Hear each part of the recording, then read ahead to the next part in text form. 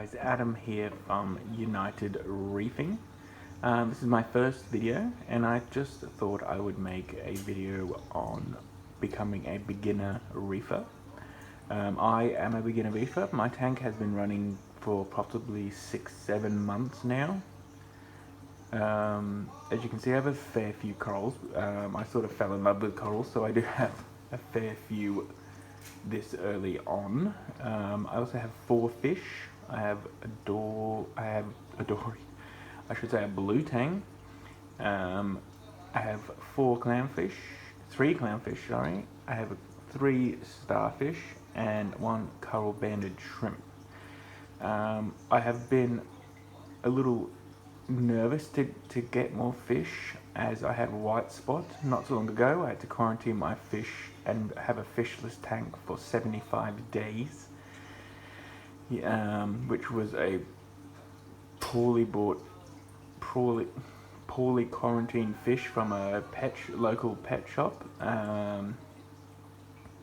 I actually lost that fish during quarantine, but my other one seemed to survive, and my tank now is doing very well. So I had to learn quite quickly about the quarantine setup, and I was lucky enough to get a free tank from my coral guy, which was awesome. So thanks very much to him. Yeah, I just thought I would explain what it takes to become a beginner reefer. I live in Australia, so on the coast, so the water for me is quite easy to get. I do not make my own water, I collect it from the ocean. There's a lot of mixed reviews on that, but I've never had an issue, and most people around here that I know do collect the water from the beach, and now before high tide is recommended for anyone, and probably 7 to 10 days after heavy rain. Light rain, you may be okay if the salinity is alright, but I tend to wait until I know the water is 200% good. Unfortunately, I don't have any experience with mixing water with salt. I've never had to do that. So yeah, not really any help in that area. But look, I collect water and it's great. It's full of everything it needs to be full of. It's also usually full of copepods. For you beginners, the copepods are little microscopic creatures that are very beneficial to your tank. You will probably rarely see them if you have fish. Like I said, when I did my white spot quarantine, I saw them all over my tank. The same with amphipods, which are sort of a bit bigger and look like ants, sort of. I saw them everywhere when I had my tank running fishless, but now I don't tend to see them so much. But I do know that they're there. Some fish can eat them. I'm not sure that the fish that I have eat them, but you never know. But they are very beneficial to any tank in heading towards a very stable reef tank. My tank is a Aqua One Regency 290, I think it's called. It comes with everything you need regarding, it comes with the light, it comes with the sump and all the plumbing, and all of that stuff. But I did change out the light for a more controllable light. Again, this was something I found for sale on Facebook. It is not the best light. It is just a lot better than the one that comes with the tank. As far as lighting goes, I've survived perfectly well on this cheaper light, I should say. As you can see from the video, the actual light is mostly aimed in the middle. You can actually physically see the rays in the water directly in the middle. It lights up either the left and the right side enough, but the light spread isn't very good. But like I said, it has got me this far. I'm actually waiting for a delivery on a new light.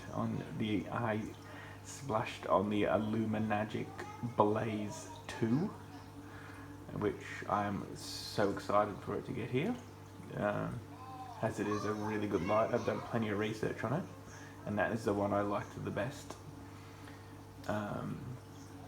Yeah, I will now show you in the sump area. Again, this tank comes with a very basic sump. It comes not much room, so I've had to adapt to that.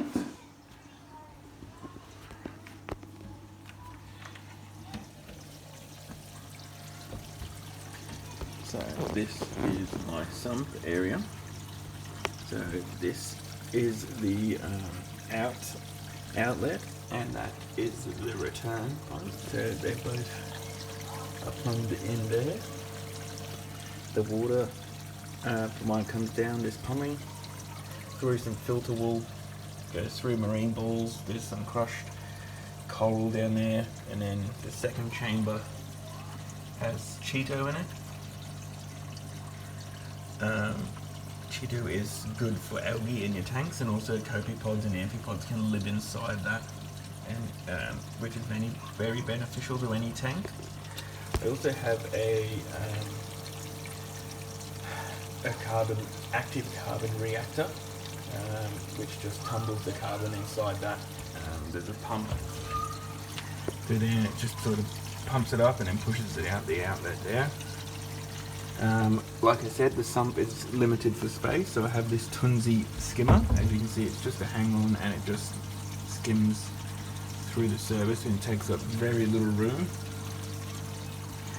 It is an absolute weapon of a skinner, and most people will tell you they are great, but as far as getting a bigger tank, they are not going to be powerful enough once you upgrade from this tank being a 3 foot. If you head north of a 4, 5 foot and a 6 foot, that skimmer will not have the power to cope with all that water, so you will need to upgrade from that. But as far as it goes for now, it is great skimmer, great price.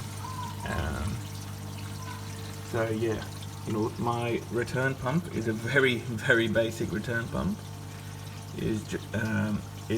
I did buy it cheaply, as my other one did break, but it is adjustable to the flow rate. I think the max of this one is 4,000, and I have it fully opened up, but I can turn it down if I think the water flow in the main tank is too much.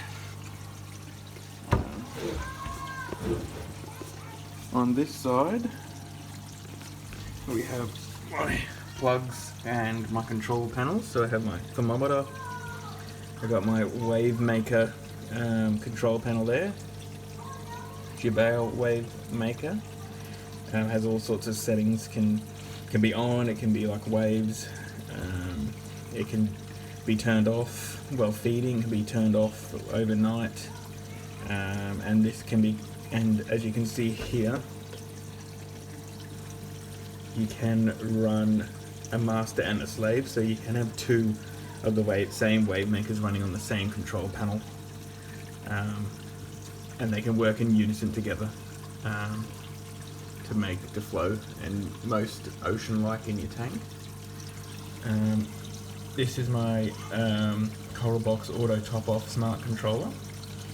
It lets me know when my freshwater container is running low, and it also lets me know if something happens to my tank and it overflows. So I will explain an auto top off is when your water evaporates from your tank, the salt does not.